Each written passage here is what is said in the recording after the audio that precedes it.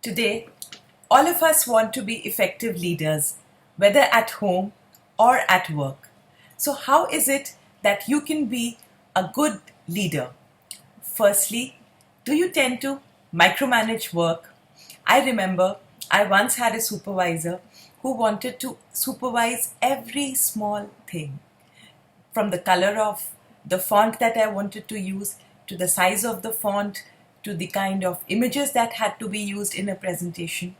While initially it felt helpful, later on I started feeling very constricted and not free enough to be expressive. I started being more consumed about how is it that I could appease him rather than focus on my creativity at work.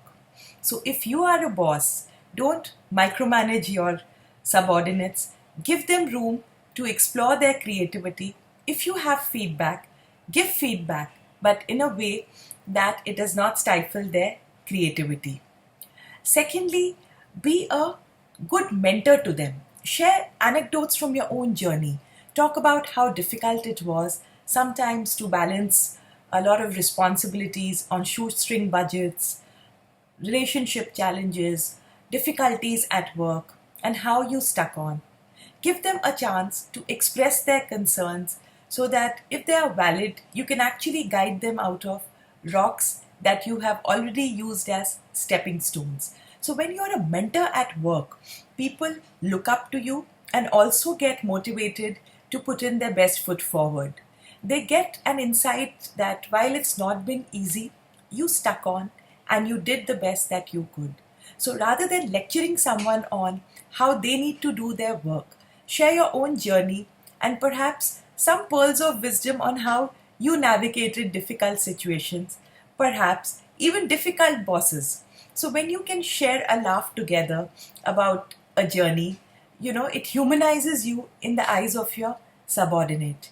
Your subordinate learns to let go and be free and yet at the same time focus on performance. So that fear and anxiety about how you would view their performance goes away from their mind, and instead they are able to be honest and share when they are getting stuck.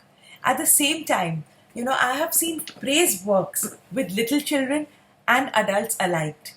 If you remember, as a young child, a teacher who gave you a star, you wanted to work harder on her paper. Did you or did you not? You enjoyed doing the sums because you knew if you did your work neatly, you would get an extra star. So without your parents having to tell you, without the teacher having to tell you, you managed to put in better work. So this is how it works even at work. If you mentor your subordinates well, you are going to be able to get across to them without saying much.